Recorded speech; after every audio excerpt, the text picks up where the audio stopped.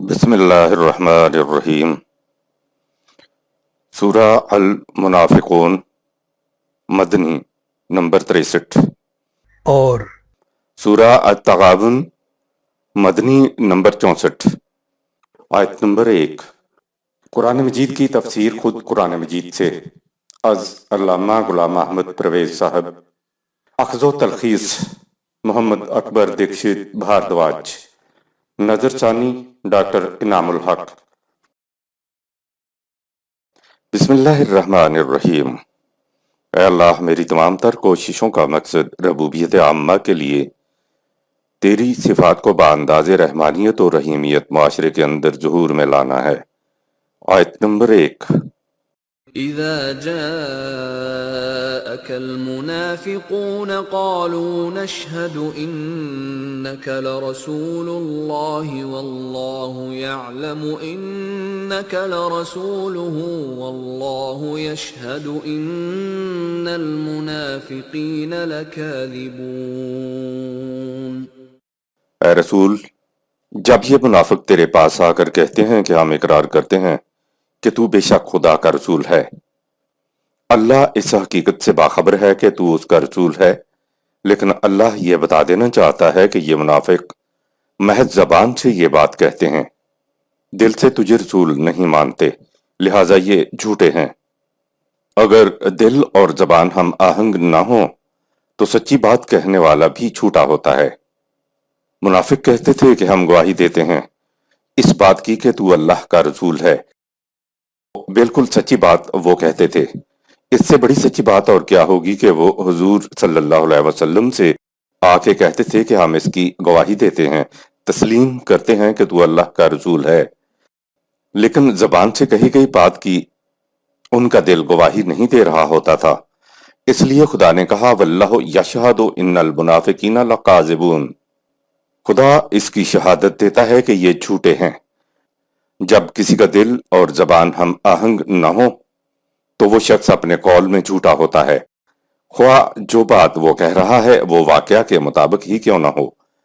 قرآن کی روح سے قذب اسے کہتے ہیں جس میں دل اور زبان میں ہم آہنگی نہ ہو۔ اسی کا دوسرا نام منافقت ہے۔ ایک شخص کے علم میں ایک بات ایسی آئی جو صحیح نہیں ہے اور بات کو دل سے سچا جانتا ہے اور اسی کو زبان سے بیان کرتا ہے، تو جو بات وہ کہہ رہا ہے وہ اگرچہ غلط ہوگی لیکن بیان کرنے والے کو جھوٹا نہیں کہیں گے، کیونکہ اس شخص کی زبان وہ غلط بات کہہ رہی ہے جس سے اس کا دل ہم آہنگ ہے۔ ہم یہ نہیں کہہ سکتے کہ یہ جھوٹا ہے، غلط بیانی سے کام لے رہا ہے۔ زیادہ سے زیادہ ہم کہہ سکتے ہیں کہ جو کچھ وہ بیان کر رہا ہے اصل واقعہ یوں نہیں ہے، واقعہ بیان کرتے ہوئے اس کا دل اور زبان ہم آہنگ ہیں۔ بات وہ جھوٹی کہہ رہا ہے لیکن یہ سچا ہے، کیونکہ اس کی زبان اور دل ہم آہنگ ہیں۔ 1400 سال پہلے کا کوئی شخص سچ و جھوٹ کی ایسی تعریف ڈیفینیشن نہیں کر سکتا تھا۔ یقیناً قرآن کا ماخذ فکر انسانی سے مافوق سرچشمہ علم تھا، جہاں سے یہ بات کہی گئی کہ ان کی زبان سے کہی گئی بات تو بالکل سچی ہے۔ خدا بھی شہادت دیتا ہے کہ یہ سچی بات کہہ رہے ہیں، لیکن یہ جھوٹے ہیں کیونکہ ان کے دل اور زبان میں ہم آہنگی نہیں ہے۔ سوچئے اگر معاشرے میں ہر شخص منافقت سے کام لے اور آپ جانتے ہیں کہ میرے آس پاس سب لوگ منافق ہیں، تو زندگی کس قدر عذاب میں گھر جائے گی۔ آیت نمبر 2۔ اتخذوا أيمانهم جنة فصدوا عن سبيل الله إنهم ساء ما كانوا يعملون۔ انہوں نے اپنی قسموں کو اپنے لیے ڈھال بنا رکھا ہے، اس لیے یہ لوگوں کو نظام خداوندی کی طرف آنے سے روکتے ہیں۔ جو کچھ یہ کہہ رہے ہیں وہ ان کے لیے بہت برا ہے۔ آیت نمبر 3۔ ذلك بأنهم آمنوا ثم كفروا فطبع على قلوبهم فهم لا يفقهون۔ ان کی اس حالت کو ہم اس لیے بیان کر رہے ہیں کہ یہ لوگ ظاہر تو اپنے آپ کو مومن کرتے ہیں، لیکن جب بھی موقع پاتے ہیں کفر کا شیوا اختیار کر لیتے ہیں۔ اس منافقانہ طرز عمل کا نفسیاتی نتیجہ یہ ہے کہ ان کے دلوں پر اس طرح مہریں لگ گئی ہیں کہ اب ان میں سمجھنے سوچنے کی صلاحیت ہی نہیں رہی۔ اگر خدا ہی دلوں پر مہریں لگاتا ہے تو پھر انسان پر الزام کس بات کا؟ اسی آیت میں بتا دیا کہ دلوں پر مہریں کیوں لگتی ہیں۔ کہا فَهُمْ لَا يَفْقَهُونَ، سورۃ 63 آیت نمبر 3۔ مہریں ان کے دلوں پر لگتی ہیں جو عقل و فکر سے کام نہیں لیتے، محض جذبات کے پیچھے چلتے رہتے ہیں۔ نظر آ گیا کہ خدا دلوں پر مہر نہیں لگاتا۔ انسان جب عقل و فکر سے کام لینا چھوڑ دے اور جذبات ہی کے پیچھے چلے تو پھر اس میں سمجھنے سوچنے کی صلاحیتیں آہستہ آہستہ مفلوج ہو جایا کرتی ہیں۔ عقل مفلوج ہو جائے تو اسی کو دلوں پر مہرے یا تالے لگنا کہتے ہیں۔ آیت نمبر 4۔ وَإِذَا رَأَيْتَهُمْ تُعْجِبُكَ أَجْسَامُهُمْ وَإِن يَقُولُوا تَسْمَعْ لِقَوْلِهِمْ كَأَنَّهُمْ خُشُبٌ مُّسَنَّدَةٌ يَحْسَبُونَ كُلَّ صَيْحَةٍ عَلَيْهِمْ هُمُ الْعَدُوُّ فَاحْذَرْهُمْ قَاتَلَهُمُ اللَّهُ اَنَّا يُؤْفَكُونَ۔ جب تو انہیں منافقین کو دیکھتا ہے تو ان کی ظاہری وضاقتہ انسان کو حیرت میں ڈال دیتی ہے، اور جب یہ باتیں کرتے ہیں تو ایسے معصومانہ اور لچھے دار انداز سے کہ ہر شخص انہیں کان لگا کر سنے اور سچ سمجھ لے، لیکن ان کی اندرونی حالت ایسی ہے جیسے گھن کھائی ہوئی لکڑیاں جنہیں دیوار کے سہارے کھڑا کر دیا گیا ہو، یعنی نہ خود اعتمادی نہ زندگی کی توانائی، بظاہر بڑے محکم اور پائیدار لیکن اندر سے بالکل کھوکھلے اور بے جان، بزدل ایسے کہ کہیں ذرا سا کھٹکا ہو تو ان کی جان نکل جائے کہ ہم پر کوئی آفت آئی۔ یہ تمہارے دشمن ہیں سو تم ان سے بہت محتاط رہو۔ ان پر خدا کی مار، انہوں نے کس قسم کی الٹی روش اختیار کر رکھی ہے۔ قاتلہم اللہ، یہ محاورہ ہے اور معنی ہے خدا ان کو تباہ کرے، خدا ان کو سمجھے، خدا ان کا ستیہ ناز کرے۔ منافق کی کھوکھلی شخصیت ہمیشہ دوسرے کے سہارے کی محتاج ہوتی ہے، اس لیے بزدل بھی ہوتی ہے۔ پہلے تو اسے اس بات کے اوپر ہر وقت دھڑکا لگا رہتا ہے کہ جو بات جھوٹ بول گیا ہوں، فریب دے گیا ہوں، وہ بات کہیں کھل نہ جائے۔ یہی چیز اسے بکھلا کر بزدل بنا دیتی ہے۔ آیت نمبر 5۔ وَإِذَا قِيلَ لَهُمْ تَعَالَوْا يَسْتَغْفِرْ لَكُمْ رَسُولُ اللَّهِ لَوَّوْا رُؤُوسَهُمْ وَرَأَيْتَهُمْ يَصُدُّونَ وَهُمْ مُسْتَكْبِرُونَ۔ جب ان سے کہا جاتا ہے کہ تم اپنی کوتاہیوں کا اقرار کرنے کے لیے آؤ تاکہ خدا کا رسول تمہارے لیے نظام خداوندی سے سامان حفاظت طلب کرے، تو وہ اپنے سر مٹکاتے ہیں۔ تم انہیں دیکھو گے کہ وہ ذرا سا رکتے ہیں اور پھر متکبرانہ انداز سے چل دیتے ہیں۔ یستغفر لکم کے معنی یہ ہیں کہ رسول اللہ صلی اللہ علیہ وسلم کی طرف آؤ، جتنی غلطیاں تم کر چکے ہو، ان کے جو نقصانات تمہیں پہنچے ہیں، ان سے محفوظ رہنے کا وہ تمہیں طریقہ بتائے گا۔ ظاہر ہے رسول اللہ صلی اللہ علیہ وسلم نے یہی بتانا تھا کہ نقصان کا ازالہ کرنے کے لیے زیادہ سے زیادہ قوانین خداوندی کے مطابق کام کرو۔ رسول اللہ صلی اللہ علیہ وسلم کی بات پر وہ تکبر سے سر مٹکا کر چل دیتے، اور کوئی ادھر جانے والا ہوتا تو وہ اسے بھی روک دیتے۔ آیت نمبر 6۔ سواء عليهم استغفرت لهم ام لم تستغفر لهم لن يغفر الله لهم ان الله لا يهدي القوم الفاسقين۔ اے رسول، ان کے لیے یکساں ہے کہ تو ان کے لیے تباہی سے بچانے کی آرزو کرے یا نہ کرے۔ یہ اپنی غلط روش میں اس حد تک آگے نکل چکے ہیں کہ خدا کے قانون مکافات کے مطابق یہ تباہ ہو کر رہیں گے۔ اللہ کا قانون یہ ہے کہ جو لوگ صحیح راستے کو چھوڑ کر غلط راستے اختیار کر لیں، ان پر سلامتی کی راہیں کبھی نہیں کھلتی۔ لن یغفر اللہ، ترجمہ کر دیا جاتا ہے کہ خدا بخشش نہیں کرے گا، یعنی اے رسول تو ان کے لیے دعا مانگ یا نہ مانگ، خدا ان کی بخشش نہیں کرے گا۔ قرآن نے اسی آیت میں بتا دیا کہ کن کی مغفرت نہیں ہوا کرتی، کہا ان اللہ لا یہدی القوم الفاسقین، سورۃ 63 آیت نمبر 6۔ جو قوم صحیح پیٹرن چھوڑ کے خود غلط پیٹرن اختیار کر لے، یعنی مغفرت تو اسی کی ہو سکتی ہے جو قرآن سانچے میں رہ کر اپنی زندگی بسر کرے۔ ایک پھل کا جوہر اپنے پیکنگ کو پھاڑ کر باہر نکل جائے تو اس کو فسق کہتے ہیں۔ ایسا پھٹا ہوا پھل پھر پکتا نہیں ہے، گل سڑ جاتا ہے۔ پھل اپنے پیٹرن میں رہے تو تکمیل کو پہنچتا ہے۔ آیت نمبر 7۔ هم الذين يقولون لا تنفقوا على من عند رسول الله حتى ينفضوا ولله خزائن السماوات والأرض ولكن المنافقين لا يفقهون۔ ان کی حالت یہ ہے کہ یہ دوسرے لوگوں سے بھی کہتے ہیں کہ جو لوگ اس رسول کے ساتھ ہیں تم انہیں کوئی مالی مدد نہ دو، اس طرح یہ خود ہی اس کے ساتھ چھوڑ کر تتر بتر ہو جائیں گے۔ ان سے کہو خدا کے ہاں کائنات کی پستیوں اور بلندیوں میں رزق کے خزانے بھرے پڑے ہیں، اس کے نظام کو تمہاری مدد کی ضرورت نہیں، لیکن یہ منافق اس بات کو کیا جانے۔ مومنین نظام خداوندی پر اپنے مال و جان انویسٹ کر رہے تھے جس کا بدلہ انہیں کئی گنا ملنا تھا، لیکن کہا کہ یہ منافقین یہ بات کیا جانے، ان کی منافقت کی وجہ سے یہ بات ان کی سمجھ میں نہیں آ سکتی۔ آیت نمبر 8۔ يقولون لئن رجعنا إلى المدينة ليخرجن الأعز منها الأذل وَلِلَّهِ الْعِزَّةُ وَلِرَسُولِهِ وَلِلْمُؤْمِنِينَ وَلَكِنَّ الْمُنَافِقِينَ لَا يَعْلَمُونَ۔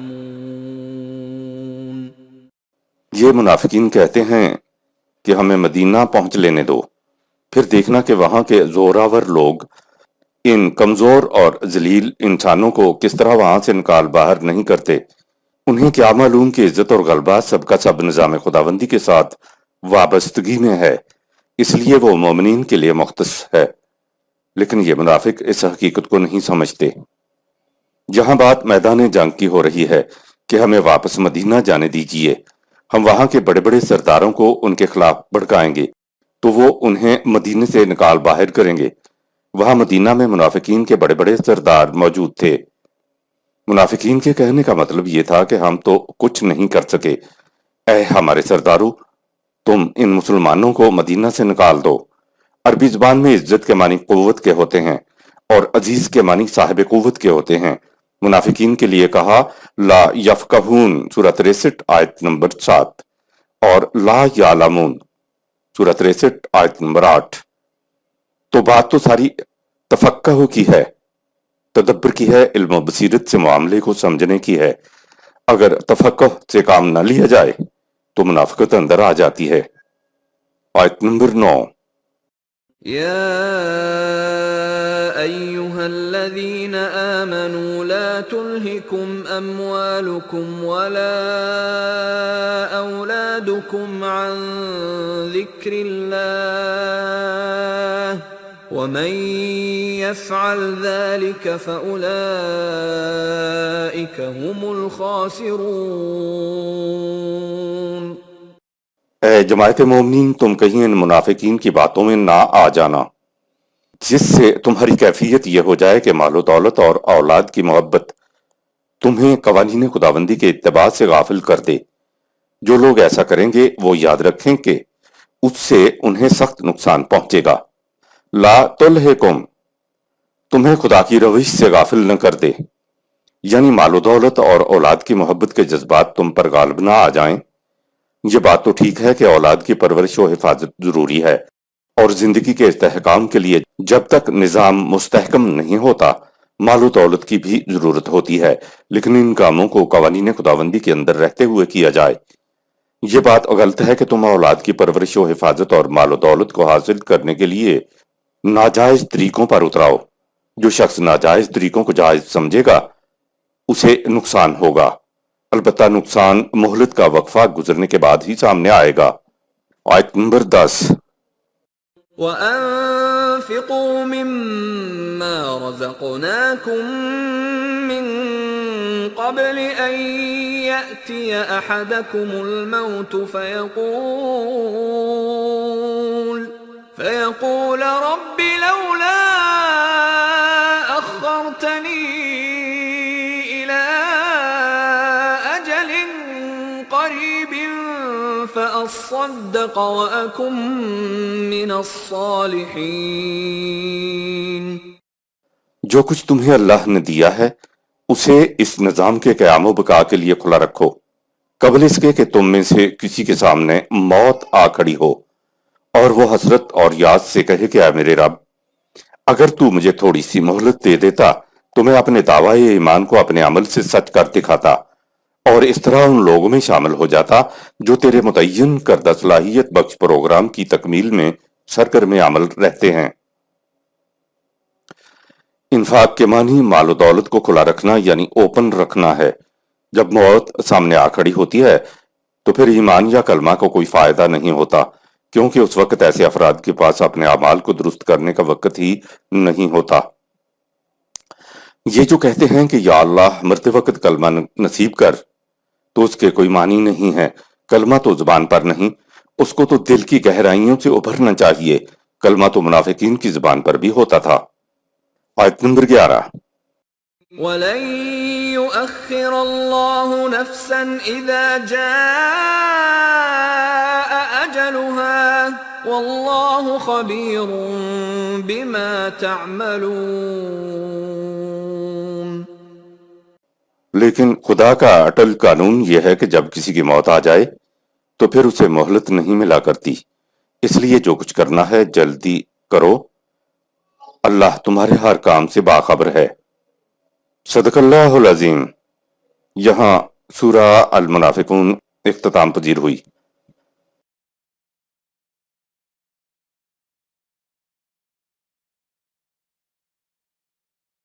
سورہ التغابن مدنی نمبر 64۔ بسم اللہ الرحمن الرحیم۔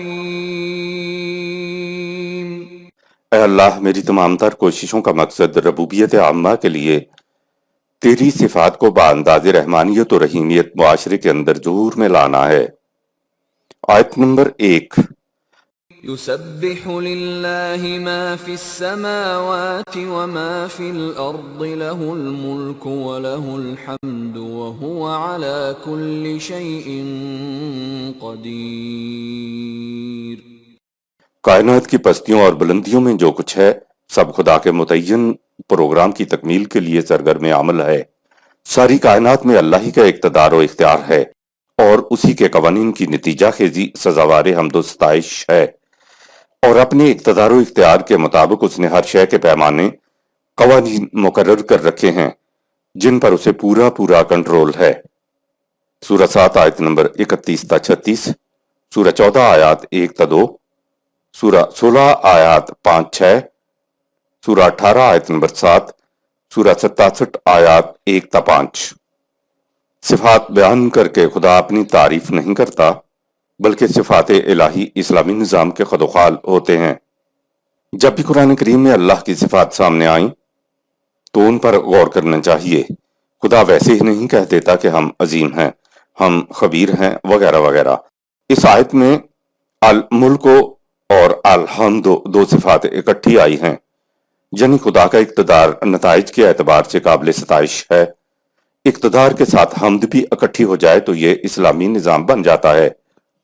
اقتدار کے ساتھ حمد نہیں ہے تو یہ چنگیز خان اور ہلاکو خان کا اقتدار ہوتا ہے، جس میں انسانیت بلبلا اٹھتی ہے۔ قوت کا غلط استعمال ستائش کا حامل ہی نہیں ہو سکتا، اس کے خلاف ہر شخص میں نفرت بڑھتی ہے۔ حمد کے حامل قوت ہر زہر کا تریاک بن جاتی ہے، اور ایسی قوت کے لیے ہر شخص کی زبان پر حمد و ستائش کے نغمے بلند ہوتے ہیں، کیونکہ ایسی قوت ظالم کی کرلائی مروڑنے، مظلوم کی حفاظت، شرافت اور عصمت کی تحفظ کے لیے ہوتی ہے۔ قرآن کریم میں عام طور پہ العزیز اور الحکیم صفات اکٹھی آتی ہیں۔ العزیز کے معنی ہے صاحب قوت، اور الحکیم ساتھ ہونے سے معنی ہو جائیں گے کہ ایسی قوت جو دھاندلی پر نہیں بلکہ حکمت پر مبنی ہو۔ گویا اسلامی نظام کی قوت دھاندلی پر مبنی نہیں ہوتی، حکمت پر مبنی ہوتی ہے۔ اسلامی نظام کو قائم کرنے والوں کے اندر خدا کی صفات چند ایک کو چھوڑ کر اعلی حد بشریت منعکس ہوتی ہیں، جس کی وجہ سے انسانوں کے لیے لا خوف علیہم ولا ہم یحزنون کی کیفیت پیدا ہو جاتی ہے۔ وَهُوَ عَلَى كُلِّ شَيْءٍ قدیر، خدا نے ہر شے کے لیے قوانین مقرر کر رکھے ہیں جن پر اسے پورا پورا کنٹرول ہے۔ جس طرح کائنات خدا کے قوانین پر گامزن ہو کر قابل حمد و ستائش ہے، اسی طرح انسان بھی قوانین خداوندی کے مطابق اپنے نظام کو چلائے تو ان کا معاشرہ بھی قابل حمد و ستائش بن سکتا ہے، بشرطے کہ یہ پوری قوت کے ساتھ ان کو نافذ کرے۔ قوانین عام طور پہ اچھے ہی ہوتے ہیں، ان کے اوپر عمل کروانے والا قدیر ہوتا ہے۔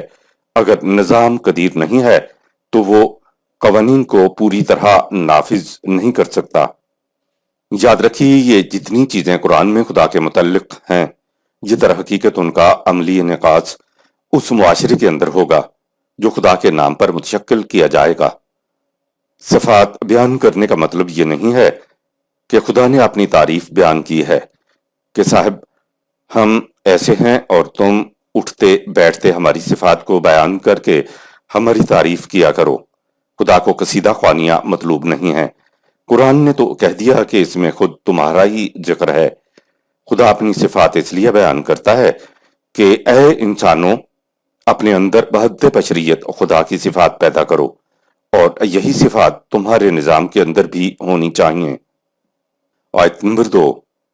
هو الذي خلقكم فمنكم كافر ومنكم مؤمن والله بما تعملون بصير۔ اسی نے تمہیں پیدا کیا، سو تم میں سے اپنے اختیار و ارادہ کی وجہ سے بعض کافر ہو جاتے ہیں اور بعض مومن ہو جاتے ہیں، اور جو کچھ تم کرتے ہو وہ سب کچھ دیکھتا ہے۔ آیت نمبر 3۔ خلق السماوات والأرض بالحق وصوركم فأحسن صوركم وإليه المصير۔ اس نے کائنات کو حقیقت کے طور پر پیدا کیا ہے۔ اس نے کائنات میں تمہیں ایک ایسا پیکر عطا کیا ہے جس میں حسن ذات خداوندی کے ممکنات سمٹا کر رکھ دیے ہیں۔ انسان چاہے تو ان امکانات کو اپنی ذات میں مشہود کر سکتا ہے، کیونکہ ساری کائنات اس مقصد کے لیے ممد و معاون ہے۔ تم ان امکانات کو بحد بشریت مشہود کرتے جاؤ، یہی اس دنیا میں طبعی زندگی کا منتہا ہے۔ آیت نمبر 4۔ يعلم ما في السماوات والأرض ويعلم ما تسرون وما تعلنون والله عليم بذات الصدور۔ جو کچھ خارجی کائنات میں ہے خدا اس سے بھی واقف ہے، اور جو کچھ تمہاری داخلی دنیا نفسیات میں ہوتا ہے اور جو کچھ تم سے ظہور میں آتا ہے وہ اس سے بھی باخبر ہے۔ وہ تمہارے دل میں گزرنے والے خیالات تک کا بھی علم رکھتا ہے۔ آیت نمبر 5۔ أَلَمْ يَأْتِكُمْ نَبَأُ الَّذِينَ كَفَرُوا مِن قَبْلُ فَذَاقُوا وَبَالَ أَمْرِهِمْ وَلَهُمْ عَذَابٌ أَلِيمٌ۔ کیا تمہیں اقوام سابقہ کا احوال نہیں پہنچا جنہوں نے قوانین خداوندی کی صداقت کا انکار کیا، تو ان کے غلط نظام کا نتیجہ وبال کی شکل میں ان کے سامنے آ گیا، اور وہ تباہی و بربادی کے علم انگیز عذاب میں مبتلا ہو گئیں۔ قرآن حکیم کا لفظ امرہم سورہ 64 آیت نمبر 5 دراصل قرآنی نظام مملکت قائم کرنے کی ترغیب دیتا ہے۔ نظام مملکت، نظام حکومت، نظام معاشرہ کے لیے امرہم لفظ آتا ہے۔ قرآن نے مومنین کے لیے کہا وَأَمْرُهُمْ شُورَى بَيْنَهُمْ، تو وہ سب اس کا یہی مفہوم لیتے تھے کہ ان کا نظام حکومت باہمی مشاورت سے قائم ہوگا۔ آگے ہے وَلَهُمْ عَذَابٌ عَلِيمٌ سورہ 64 آیت نمبر 5، کہہ کر بتا دیا کہ ان کے غلط نظام کا نتیجہ بڑی درد انگیز تباہی تھی۔ آیت نمبر 6۔ ذلك بأنه كانت تأتيهم رسلهم بالبينات فقالوا أبشر يهدوننا فكفروا وتولوا واستغنى الله والله غني حميد۔ ان کی تباہی کی وجہ یہ ہے کہ ان کی طرف خدا کے رسول واضح دلائل اور قوانین لے کر آئے، لیکن انہوں نے نہایت حقارت سے کہا کہ کیا ہم اپنے جیسے ایک انسان کو اپنا رہنما تسلیم کر لیں؟ سو انہوں نے قوانین خداوندی کا انکار کر دیا اور منہ پھیر کر دوسری طرف چل دیے، اور اللہ اس بات کا محتاج نہیں کہ لوگ اس کی اطاعت کریں تو اس کے کام سنوریں، اس کے سب کام دوسروں کی مدد کے بغیر سنورے ہوئے ہیں۔ غنی حمید، انسانوں کا وہی نظام غنی ہوگا جو دوسروں کا محتاج نہ ہو۔ اگر انسان بغیر الحق غنی ہونے کا دعویٰ کرے تو پوچھو نہیں کہ اس میں کتنا تکبر و غرور آ جاتا ہے۔ قرآن حکومت کا پہلا ثمر یہ ہے کہ نہ کوئی کسی کا محکوم ہوگا اور نہ ہی کسی کا کوئی محتاج ہوگا۔ نظام خداوندی کسی کو اتنا مستغنی نہیں ہونے دیتا کہ دوسرے اس کے محتاج ہو جائیں۔ نظام خداوندی غنی کے ساتھ حمید بھی ہوگا۔ نظام کے نتائج انسانوں کے لیے وجہ حمد و ستائش ہوں گے، یعنی اس کے خوشگوار نتائج سامنے آنے پر لوگوں کی زبان پر واہ واہ کا نعرہ بلند ہوگا۔ آیت نمبر 7۔ زعم الذين كفروا أن لن يبعثوا قل بلى وربي لتبعثن ثم لتنبؤن بما عملتم وذلك على الله يسير۔ یہ لوگ جو اس ضابطۂ ہدایت سے انکار اور سرکشی اختیار کر رہے ہیں، اس ذہن باطل میں مبتلا ہیں کہ یہ بڑی قوتوں کے مالک ہیں، اس لیے انہیں راستے سے ہٹایا ہی نہیں جا سکتا۔ ان سے کہہ دو کہ تم اس بھول میں مت رہو، تمہیں راستے سے ضرور ہٹایا جائے گا تاکہ انسانیت آگے بڑھ سکے۔ اس وقت تمہیں نظر آ جائے گا کہ تمہارے اعمال نے کیا نتائج برآمد کیے، اور اللہ کے لیے ایسا کرنا کچھ بھی مشکل نہیں۔ اس کے قانون مکافات کی روح سے یہ کچھ آسانی سے ہو جائے گا۔ زعم سورہ 64 آیت 7 کے معنی ہے خام خیالی۔ یب اسو سورہ 64 آیت 7 بعض کے معنی ہے کسی کی آزادی کے راستے میں جو رکاوٹیں ہوں ان کو دور کر دینا۔ تو حق و باطل کے ٹکراؤ کا مقصد یہ ہے کہ انسانیت کی بروبندی کے راستے میں جو رکاوٹیں آئیں ان کو ہٹا دیا جائے۔ انسانیت کی بروبندی کے لیے مخالفین کی مخالفت کو ہٹانا اسی دنیا کی بات ہے۔ آخرت کی زندگی پر ہمارا ایمان ہے، اس ایمان کے بغیر تو ایک شخص مسلمان ہی نہیں ہو سکتا، لیکن یہ بات بھی نہیں ہے کہ قرآن میں جہاں جہاں یہ چیزیں آئی ہیں ان کا تعلق صرف آخرت سے جوڑ لیا جائے۔ سب سے پہلے تو حق و باطل کا ٹکراؤ اسی دنیا میں ہوتا ہے۔ اس مقصد کے لیے قرآن جماعت مومنین کو تیار کرتا ہے، یہی مومنین کا دین ہے اور یہی ان کا فریضہ ہے کہ دنیا میں باطل کو مغلوب کر دیں۔ 6 آیت تک یہی تھا کہ رسول اللہ صلی اللہ علیہ وسلم دعوت پیش کرتے تھے اور کفار اس سے انکار کرتے تھے، کبھی ایک حجت تو کبھی دوسری۔ سب سے پہلے رسول وحی کو دلائل و براہین کی روح سے پیش کرتا تھا، جب وہ مخالفت سے باز نہ آتے تو آخری مرحلہ اسی دنیا میں باطل کے ساتھ ٹکراؤ کا آتا تھا۔ ابتدا میں تو مملکت بھی نہیں تھی، تو جب رسول کہتے کہ تمہاری باطل روش کا نتیجہ تمہاری تباہی ہوگا تو وہ اس کو مذاق سمجھتے تھے۔ یہ بات ان کی سمجھ میں نہیں آ سکتی تھی کہ ہماری تباہی ہوگی۔ صدر اول کے جہاد انسانیت کے نشو و نما کے راستے میں رکاوٹوں کو دور کرنے کے لیے تھے۔ قرآن نے بڑے ہی عزم و یقین کے ساتھ کہا قل بلا و ربی سورہ 64 آیت نمبر 7۔ اے رسول کہہ دو کہ ایسا ہو کر رہے گا، اس بات کی میرا رب شہادت دیتا ہے کہ ایسا ہو کر رہے گا۔ آگے ہے لا تب اسنہ سورہ 64 آیت 7، تمہیں یقیناً اس راستے سے ہٹایا جائے گا، تم انسانیت کی برومندی کے راستے کو روک کر ہمیشہ کے لیے کھڑے نہیں رہ سکتے، تم راستے سے ضرور ہٹائے جاؤ گے۔ مسلمان جو ابھی کمزور حالت میں تھے، اس دور میں خدا کی طرف سے دعوی کیے جا رہے تھے کہ آگے ہے ثم لا تنبؤن बिमा अलिमतुम सूरह 64 आयत 7। फिर तुम्हें बताया जाएगा कि तुम्हारी तकरीबी कार्रवाइयां क्या कर रही हैं। रास्ते से हटाना, उसके बाद ये बताना कि तुम्हारे इन तकरीबी अमाल का नतीजा क्या है। ये तो इसी दुनिया की सारी बातें हैं। मुखालिफिन की मुखालफतों और कुव्वतों को इसी दुनिया में हटाकर इंसानियत की राहें हमवार कर दी गई थीं, ताकि इंसानियत आज़ादी के साथ खुदा के रास्ते पर चल सके। आयत नंबर 8। فآمنوا بالله ورسوله والنور الذي أنزلنا والله بما تعملون خبير۔ तुम अल्लाह और उसके रसूल निज़ाम खुदाबंदी पर ईमान लाओ और इस ज़ाब्ता कवानीन कुरान पर जिसे उसने तुम्हारी अकल की रहनुमाई के लिए रोशनी बनाकर नाजिल किया है, और तुम्हारे तमाम काम खुदा के कानून मुकाफात की निगाह में रहते हैं। आयत नंबर 9। يوم يجمعكم ليوم الجمع ذلك يوم التغابن ومن يؤمن بالله ويعمل صالحا يكفر عنه سيئاته ويدخله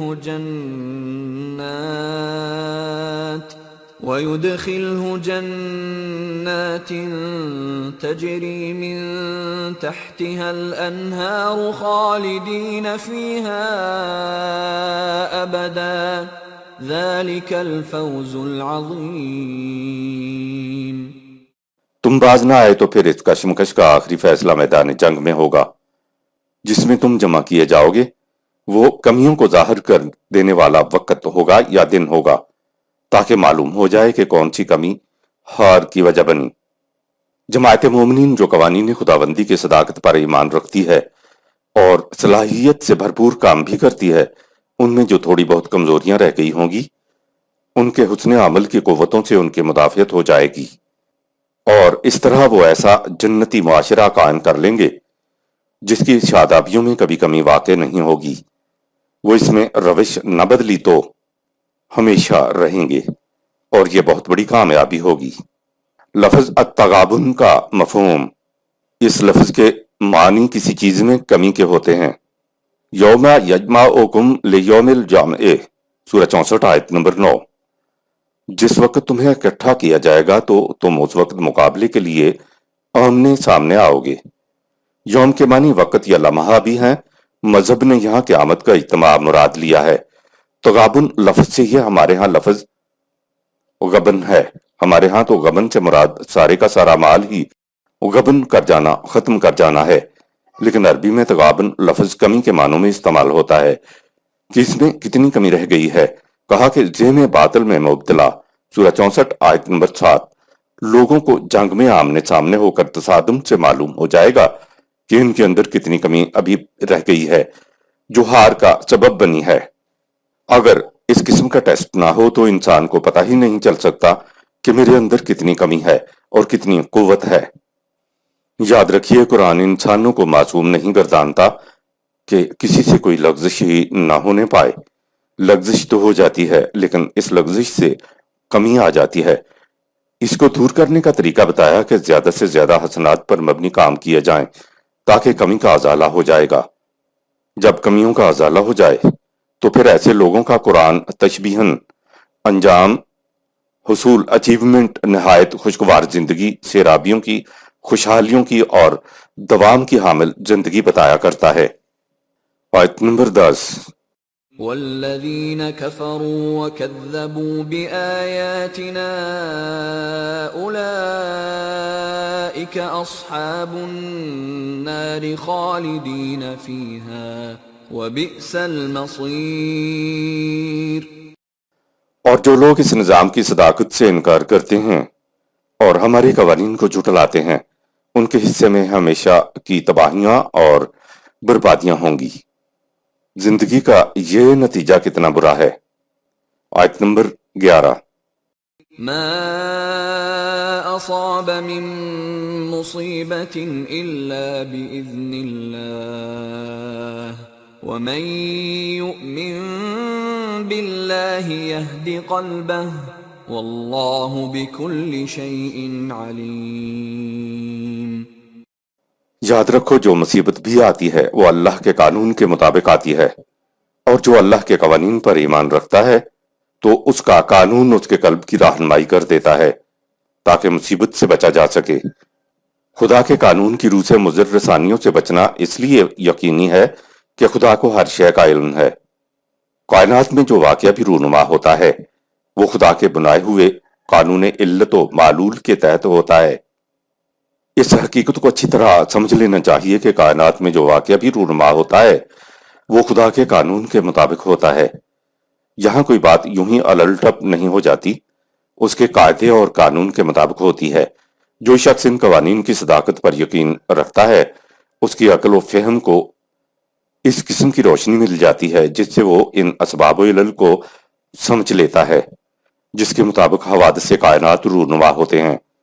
ظاہر ہے کہ جس قوم کو معلوم ہو جائے کہ کائنات میں مختلف حوادث کن قوانین کے مطابق واقع ہوتے ہیں اور کن قوانین کی نفع بخشیوں سے بہریاب ہوا جا سکتا ہے تو وہ مضر رساں قانون کی مضر رسانیوں سے محفوظ رہنے کے طریقے سوچے گی۔ سوچو کہ ایسی قوم کس قدر کامیاب ہوگی۔ ما اصاب من مصیبت الا باذن اللہ، سورہ 64 آیت نمبر 11 کا عام ترجمہ ہے کہ کوئی مصیبت نہیں آتی انسان کے اوپر سوائے اللہ کی اجازت کے، یعنی اللہ مصیبت کو اجازت دیتا ہے تو وہ آتی ہے ورنہ نہیں آتی۔ اگر انسان اللہ کی اجازت سے آئی ہوئی مصیبت سے بچنے کے لیے کچھ مدافعت کرتا ہے، علاج کرتا ہے تو یہ تو خدا کے ساتھ کھلی جنگ ہو گئی کہ اس نے مصیبت کو اجازت دی اور اس کو روکا جا رہا ہے۔ دراصل اذن کے معنی اجازت یا حکم دینا نہیں ہے۔ عربی زبان میں مصیبت کا لفظ ہماری اردو والی مصیبت کے لیے نہیں بلکہ ہر خوشگوار اور ناخوشگوار واقعہ کے لیے یہ لفظ آتا ہے۔ عربی میں اذن اللہ کے معنی ہے خدا کا قانون، یعنی کائنات میں جو واقعہ بھی عمل میں آتا ہے اس کے لیے خدا نے قانون مقرر کر رکھا ہے۔ گویا ہر واقعہ قانون خداوندی کی روح سے رونما ہوتا ہے۔ اسے کہتے ہیں کہ کائنات میں ہر واقعہ خدا کے بنائے ہوئے کاز اینڈ ایفیکٹ کے تحت ہوتا ہے۔ یہ کاز اینڈ ایفیکٹ علت و معلول یا سبب اور نتیجے چونکہ غیر متبدل ہوتے ہیں اور انسان ان کا علم حاصل کر سکتا ہے تو انسان اپنے علم کی سطح تک کائنات میں رونما ہونے والے واقعات سے بچنے کی تدابیر کر سکتا ہے۔ آیت نمبر 12 وَأَطِيعُوا اللَّهَ وَأَطِيعُوا الرَّسُولَ فَإِن تَوَلَّيْتُمْ فَإِنَّمَا عَلَى رَسُولِنَا الْبَلَاغُ الْمُبِينُ۔ اگر تم مضر رسانیوں سے بچنا چاہتے ہو تو تم اللہ اور اس کے رسول نظام خداوندی کی اطاعت کرو۔ اگر تم نظام سے روگردانی کرو گے تو نظام اور رسول کا کچھ نہ بگڑے گا، کیونکہ ہمارے رسول کی ذمہ داری تو قوانین کو تم تک واضح طور پر پہنچا دینا ہے، عمل کرنا یا نہ کرنا تمہارا کام ہے۔ آیت نمبر 13 اللہ لا الہ الا ہو وعلی اللہ فلیتوکل المؤمنون۔ نظام سے روگردانی کر کے تم اس لیے کامیاب نہیں ہو سکتے کہ کائنات میں اللہ کے سوا کسی کا اقتدار اور اختیار قانون کار فرما نہیں۔ جو لوگ اس حقیقت پر یقین رکھتے ہیں انہیں اللہ کے قوانین کی محکمیت پر پورا اعتماد اور بھروسہ ہوتا ہے۔ آیت نمبر 14 یا ایہا الذین آمنوا ان من ازواجکم واولادکم عدوا لکم فاحذروہم وَإِن تَعْفُوا وَتَصْفَحُوا وَتَغْفِرُوا فَإِنَّ اللَّهَ غَفُورٌ رَحِيمٌ۔ اے جماعت مومنین، اگر تمہارے بیوی بچے اپنی محنت میں دوسروں کو دینے کے اصول کو تسلیم نہیں کرتے تو پھر بعض بیوی بچے مومنین کے دشمن بن جاتے ہیں، پس تم ان کی تنگ نظری سے بچ کر رہنا۔ اگر تم ان کی تنگ نظری سے درگزر کرتے ہوئے آگے بڑھ گئے تو اس سے وہ نظام قائم ہو جائے گا جس میں خود ان کی، تمہاری بیوی بچوں کی اور دوسروں کی حفاظت اور نشو و نما کا سامان بڑی فراوانی سے بہم پہنچتا رہے گا۔ تعفو کے بنیادی معنی ہیں آگے بڑھ جانا، تنگ ناؤں سے گزر جانا۔ جہاں میاں بیوی اور بچے نظام خداوندی سے ہم آہنگ ہوں وہاں مومن کا کوئی دشمن نہیں ہوتا۔ جماعت مومنین نظام ربوبیت عامہ کے قیام کے لیے کوشاں رہتی ہے۔ اس نظام کی بنیاد اس تصور پر ہے کہ ہر فرد اپنی پوری جسمانی استعداد کے مطابق محنت کر کے کمائے اور پھر اپنی کمائی میں سے اپنی ضرورت بھر رکھ کر زائد کو نظام کے حوالے کر دے۔ اگر کسی مومن کے بیوی بچوں میں یہ انداز نگاہ پیدا نہیں ہوا ہوگا تو ان کے دل میں موجود تنگ نظری ایک مومن کے راستے میں حائل ہو جائے گی۔ اس طرح سب نہیں، صرف وہ جو دینے کے اصول کو تسلیم نہیں کرتے وہ مومن کے ربوبیت عامہ کے راستے پر چلنے کی وجہ سے دشمن بن جاتے ہیں۔ مومنین کو تاکید کی گئی کہ تم اس بات کا خاص طور پر خیال رکھنا کہ بیوی بچوں کی مداخلت کو ایک طرف چھوڑتے ہوئے ربوبیت عامہ کے راستے پر گامزن رہنا۔ اگر تم چار دیواری میں رہنے والے بیوی بچوں کے مفاد سے آگے بڑھ گئے تو تمہارا یہ رویہ نظام ربوبیت کی بنیاد بن جائے گا۔ پھر نہ صرف تمہاری بیوی بچوں بلکہ دوسروں کی حفاظت اور نشو و نما کا سامان بہم پہنچتا رہے گا۔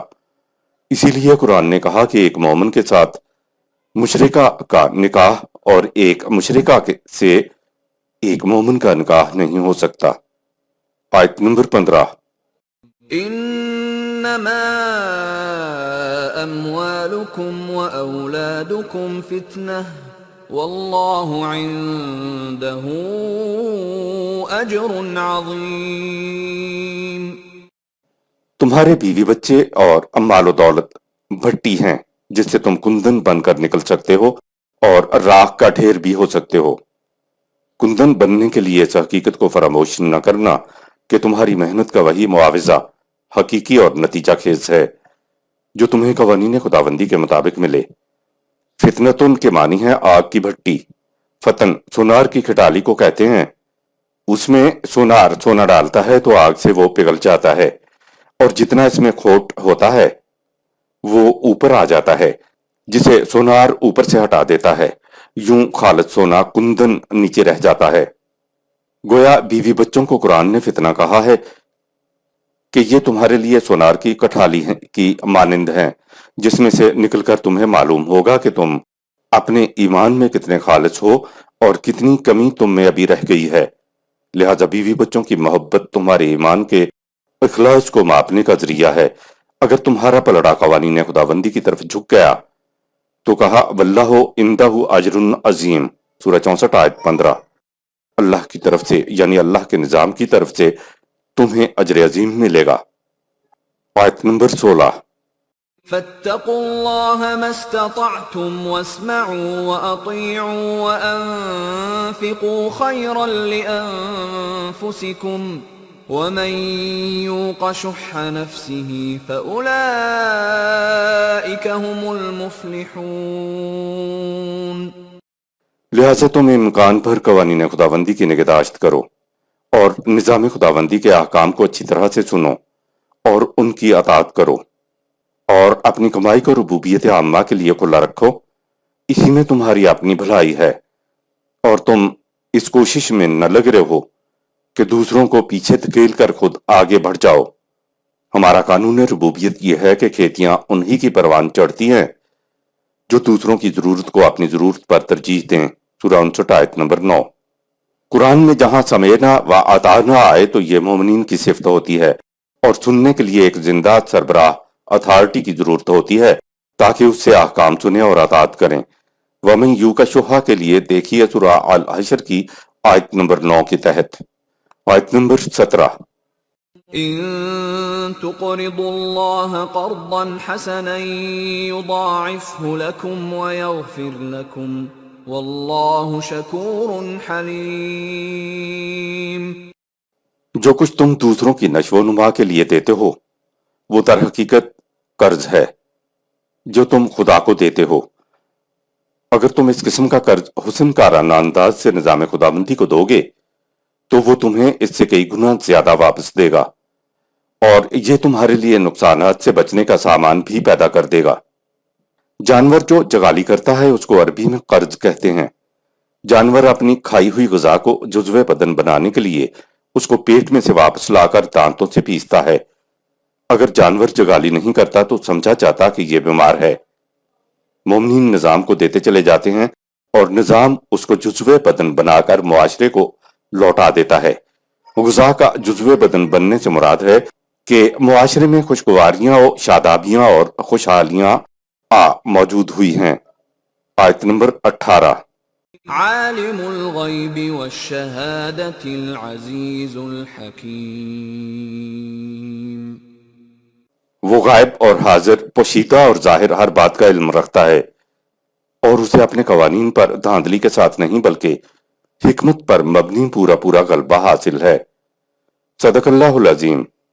یہاں سورہ التغابن اختتام پذیر ہوئی۔ شکریہ۔